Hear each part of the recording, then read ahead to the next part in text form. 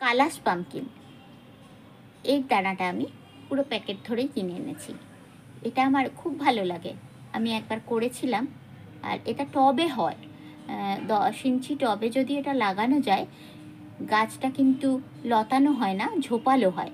আর তাতে এরকম শশার মতন কুমড়ো হয়, খুব সুন্দর খেতে আর খুব সুস্বাদু।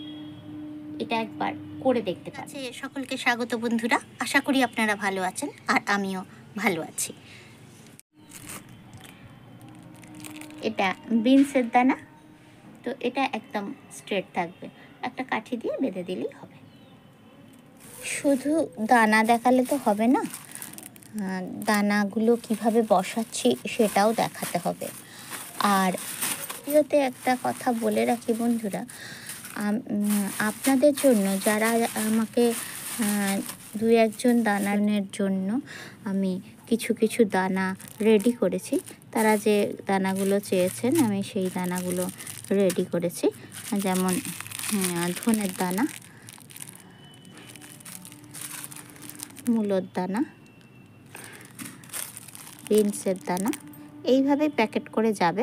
এবার যে যতটা পরিমাণ নেবেন সেই মতন আমাকে হোয়াটসঅ্যাপে জানালে আমি সেই মতন পরিমাণই দেব।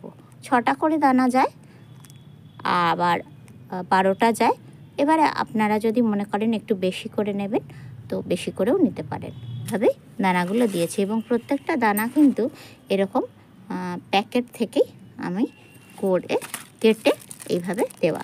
তো সেই জন্য যদি এগুলো একটুখানি প্যাকেটজাত দানাগুলো একটুখানি কস্টলি হয়, সব সময় সবার পক্ষে অত টাকা দাম দিয়ে কেনা সম্ভব হয় না। তাই আমি যদি আমার কাছ থেকে দানা কিনতে চান তাহলে আমি আপনাদেরকে দানা এই প্যাকেট থেকে কেটেই এইভাবে প্যাকেটিং করে আপনাদেরকে দানা দিয়ে দেবো। হোয়াটসঅ্যাপের মাধ্যমে আমাকে জানাবেন, হোয়াটসঅ্যাপ নাম্বার দেওয়াই থাকবে। এবার আসি দানাগুলো ভিজিয়ে রাখা। প্রত্যেকটা দানাই কিন্তু আমাদেরকে ভিজিয়ে রাখতে হবে। এখানে দেখুন আমার নিজের গাছের যে লঙ্কাগুলো, আপনাদেরকে অনেকবার লঙ্কা গাছ দেখিয়েছি, সেই লঙ্কা গাছের লঙ্কাগুলো আমি শুকিয়ে রেখেছিলাম।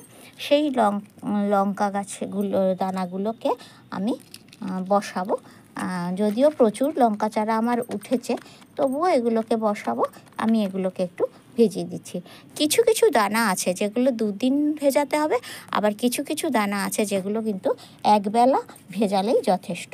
যেমন লঙ্কা, ঝিঙে, তারপরে কফি, তারপরে হচ্ছে এই 2 রকমের কফি, পারেন লেটুস, তো মূলো, এইগুলো আপনারা একবেলা ভিজিয়েই বসিয়ে দিতে পারেন।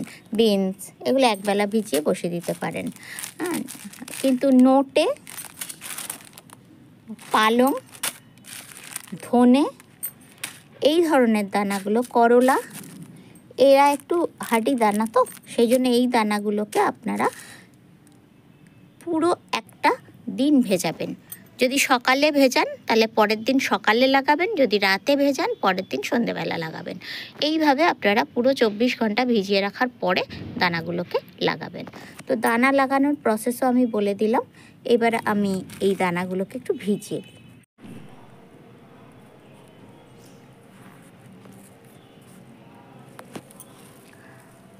দেখুন এটা একটা নতুন ধরনের দানা। নতুন ধরনের বলতে আমি গত বছর যে অ্যান্টিনিয়াম গাছগুলো করেছিলাম সেই দানাগুলো সংগ্রহ করে রেখেছিলাম। সেই দানাগুলো থেকে এই দানাগুলো বার করে আমি ভিজিয়ে দিচ্ছি একটুখানি, যাতে এই অ্যান্টিনিয়ামের দানা এইগুলোকে ছড়িয়ে দিলেই কিন্তু একদম ধনেপাতার মতন গিজগিজ করে গাছ উঠে যাবে। একদম মানে প্রচুর পরিমাণে গাছ উঠবে এই এক একটা দানা থেকে। আমার কাছে আরও আছে, যদি কারোর অ্যান্টিনিয়ামের দানার দরকার হয় আপনারা বলতে পারেন, আমি সেই দানাও আপনাদেরকে দিতে পারি। আমার কাছে অনেক দানা আছে এগুলো, আর এগুলো থেকেই কিন্তু প্রচুর পরিমাণে এই দেখুন এই অ্যান্টিনিয়াম গাছ, এই অনেক গাছ উঠবে এই এতগুলো দানা যদি আমি ভেজাই এবং লাগাই। তো তো এগুলো আমি লাগিয়ে দেবো। আর সবচেয়ে বড় কথা কি, অ্যান্টিনিয়াম এমনই একটা গাছ যে গাছগুলো আপনি অন্য কোনো যে কোনো গাছের টবে হোক বা যে কোনো গাছের ফাঁকে হোক দিয়ে দিলে ওরা সেই গাছের ফাঁকেই ওরা মানে তৈরি হয়ে যাবে, আর সেখান থেকেই ওরা ফুল দিতে থাকবে।